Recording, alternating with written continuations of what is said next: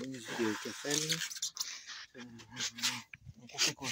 Quand la jauge à carburant ne marche pas, là ici, vous avez le câble qui vient de la jauge, qui est là, sous le longeron arrière gauche. Donc ça c'est le câble qui sert à alimenter l'antibrouillard arrière. Donc il y en a un qui va au fond, l'autre qui va là, tout ça va se coller ici. Et il y a ce câble là, les deux. Je suis désolé, je vous montre le cul du pot d'échappement. Là il y en a un qui est là. Donc bien nettoyer l'intérieur. Et celui-là avec du papier de verre. Ça. Et donc ça nous donne...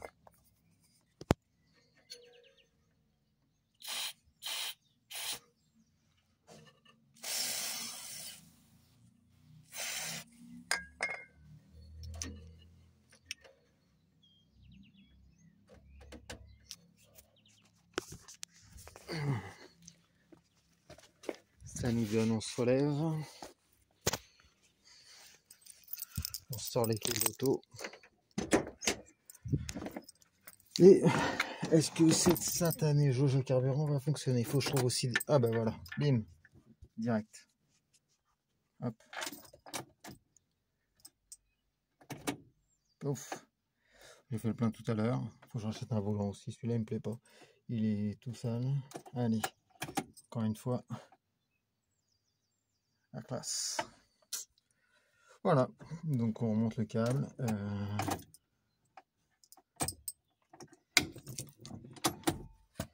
Et c'est réglé. Après, c'est tout.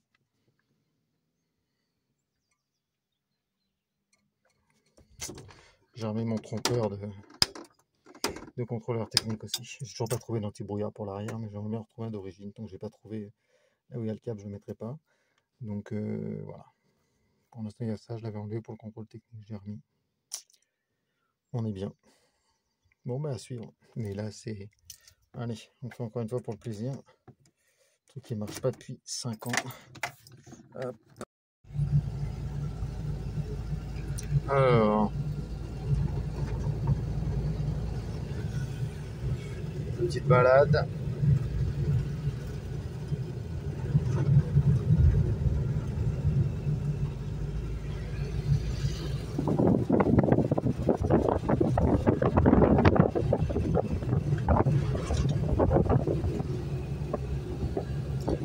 L'avantage c'est que ça fait sourire les gens que tu croises, même quand ils ont des voitures encore plus pourries que la mienne.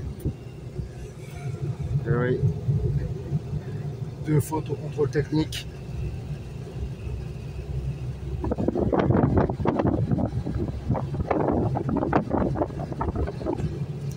On est au Far West.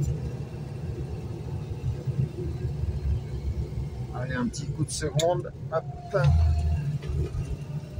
Et on grimpe.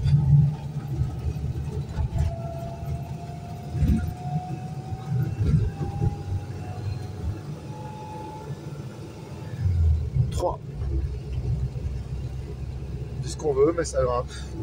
Voilà.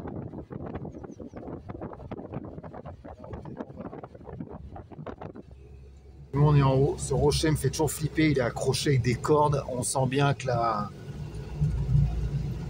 Et là. Chaque fois ça me fout la trouille.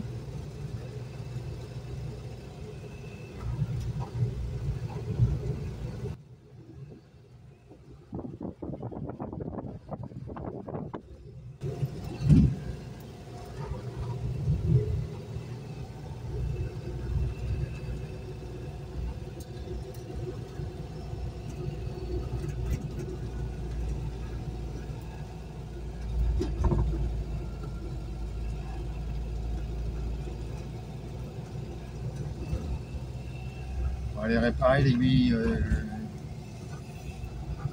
du réservoir d'essence, mais pas trop.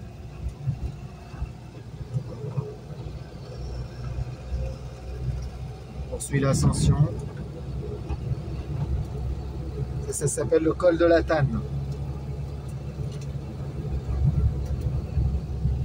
La couleur des pierres est bluffante.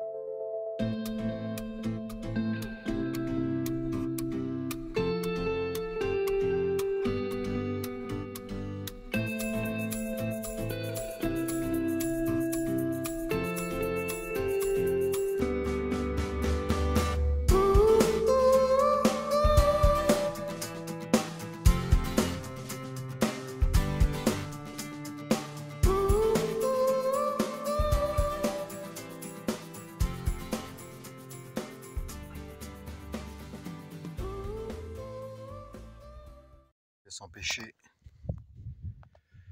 On va là-bas au fond, montagne au milieu. Il y a une piscine. Faut pas de piscine pour les gens.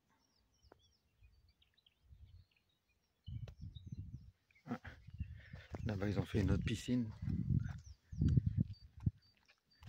Pratique les piscines pour éteindre les feux d'incendie. Ça fait des réserves d'eau quand on en a besoin. Sinon on peut le balancer à la mer, c'est une autre option. Une 4L. Donc a priori il n'y a que 2 voitures. Et on va aller se baigner à la piscine. Allez, c'est parti parce qu'on déconne. Mais la fête est plus folle.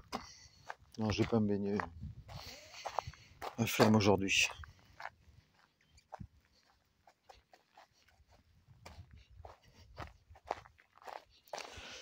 C'est marrant, c'est les grillages pour éviter que les animaux arrivent. Finalement, ils y arrivent très très bien sans nous. Ils passent, à moins que ça soit... Mais c'est assez impressionnant. Donc là, après, il y a les panneaux qui indiquent quelle taille font les petits bassins de rétention d'eau. Ça fait combien celui-là? Ah bah quand je dis que c'est une piscine, c'est ça, il fait 60 mètres cubes. C'est même une grosse piscine. Une piscine ça fait entre 40 et 50. Bon, voilà. Donc du coup c'est plutôt pratique je trouve. Les piscines dans les lieux où il peut y avoir des feux de forêt. Ça les pompiers peuvent aller puiser dedans, ça fait d'une pierre deux coups. Mais bon. Là, je sais pas, moi il y a des trucs que j'aurais avoir du mal à capter. On y va. Il y a beaucoup de voitures, il n'y en avait aucune tout à l'heure. J'ai croisé beaucoup de gens à la montée. Ah, un enfant pleure quelque part. Donc ici ça a brûlé complètement il y a en 2009, il y a 13 ans. Complètement. Donc on voit que les pins sont assez petits, mais on voit quelques marques des anciens arbres brûlés. Mais à peine. Donc voilà, tout à l'heure j'étais tout seul. Ouais, alors ils sont mignons. Ils se sont tous garés de façon à... Je sors comment là? Non mais les gars sont plus cons que la norme, non? Parce que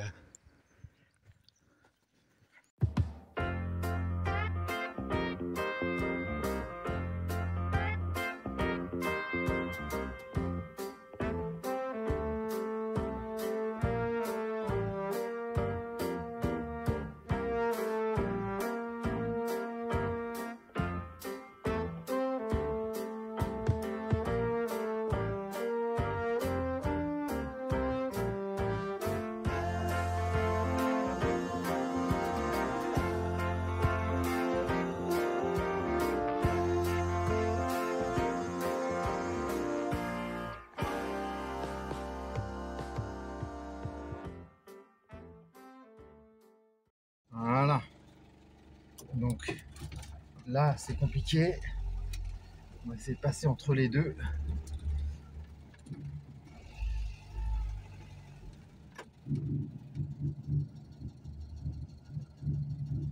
Sans déconner. Voilà. Il y a bien un qui va se garer là à un moment ou un autre.